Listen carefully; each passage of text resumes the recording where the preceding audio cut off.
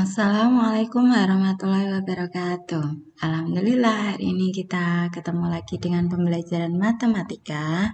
Semoga semuanya disehatkan agar bisa menerima pembelajaran dengan baik. Silakan semuanya dibuka LKS Matematika halaman 6. Kita belajar menentukan pecahan-pecahan senilai dengan cara pembagian. Nah, kemarin kita sudah belajar menentukan pecahan senilai dengan cara perkalian. Sekarang kita akan belajar menentukan pecahan senilai dengan cara pembagian.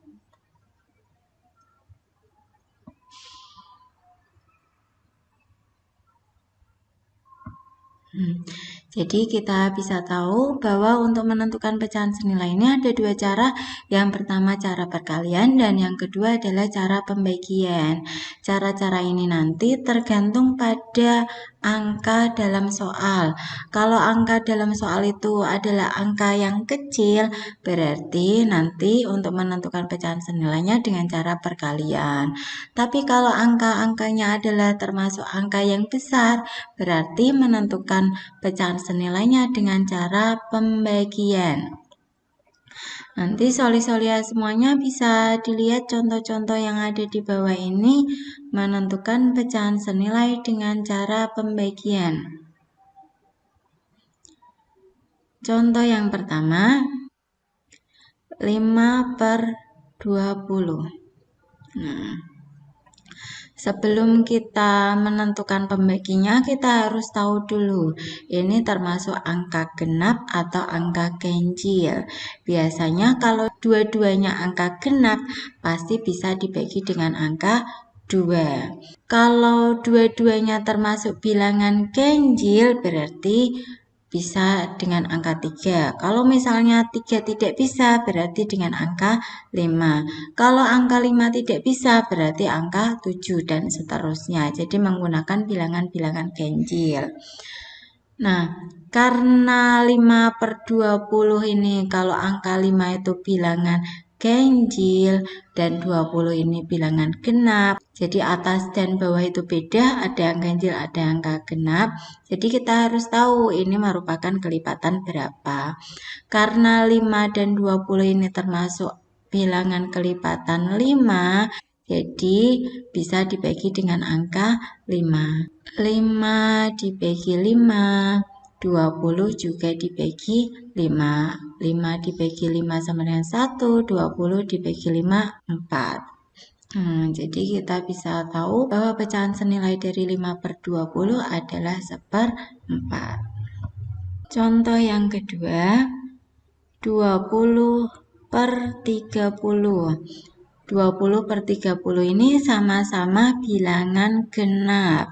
Jadi sesuai yang disampaikan Bu Nuri tadi, kalau bilangan genap pasti bisa dibagi dengan angka 2. Nah, jadi 20 dibagi 2/30 dibagi 2. Sama dengan 20 bagi 2, 10, 30 bagi 2, 15. 10/15. Karena 10/15 ini masih termasuk angka yang besar dan dua-duanya ini kelipatan 5, jadi bisa dibagi dengan angka 5. 10 bagi 5/15 dibagi 5.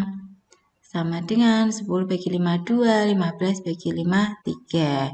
Jadi pecahan senilai dari 20/30 itu 10/15 dan 2/3. Sudah paling kecil 2/3-nya. Contoh yang ketiga, 15/21. Nah, kita bisa tahu 15/21 itu sama-sama bilangan ganjil dan termasuk kelipatan 3, jadi bisa dibagi 3. 15 bagi 3/21 dibagi 3.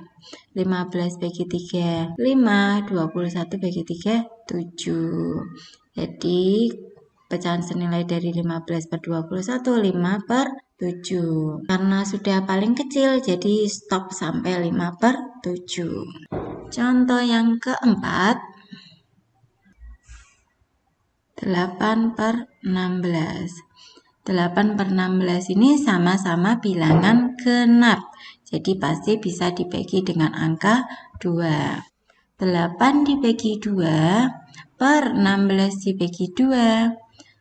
8 dibagi 2, 4. 16 bagi 2, 8.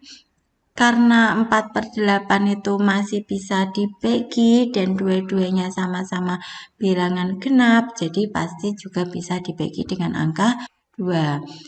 4 dibagi 2 per 8 dibagi 2. 4 dibagi 2, 2. 8 dibagi 2, 4.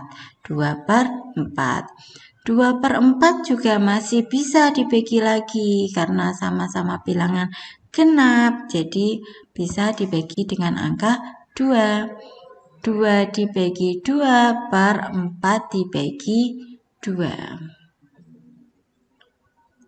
2 bagi 2, 1. 4 bagi 2, 2,5. Jadi pecahan senilai dari 8 per 16 adalah 4 per 8, 2 per 4, dan 1 per 2. Nah, jadi catatannya dalam menentukan pecahan senilai dengan cara pembagian ini, kita cari bilangan yang paling kecil sekecil-kecilnya. Kalau sudah tidak bisa dibagi lagi, berarti itu sudah merupakan angka yang paling kecil.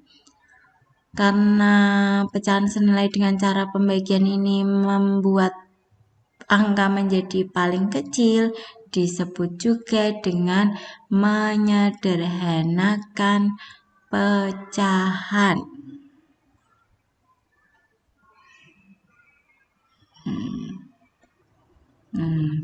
Sampai di sini pembelajaran hari ini. Nanti soli-solia semuanya bisa mengerjakan latihan biar bisa untuk menentukan pecahan senilai dengan cara pembagian. Kelas 4A, Soli, semangat, ceria. Selamat mengerjakan.